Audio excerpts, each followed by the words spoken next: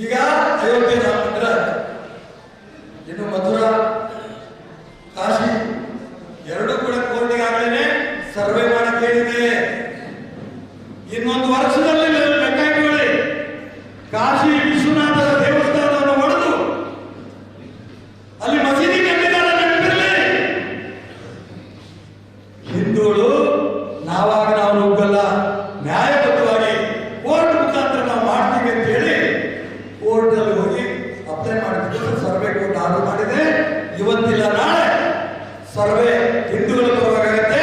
ಯಾವ ರೀತಿ ಅಯೋಧ್ಯೆಯಲ್ಲಿ ರಾಮ ಮಂದಿರ ಕಟ್ಟಿದ್ದೇವೆ, ಅದೇ ರೀತಿ ಕಾಶಿ ವಿಶ್ವನಾಥರ ದೇವಸ್ಥಾನವೂ ಆಗುತ್ತೆ, ಅದೇ ರೀತಿ ಮಥುರಾ ಶ್ರೀಕೃಷ್ಣ ದೇವಸ್ಥಾನ ಕೂಡ ಆಗುತ್ತೆ.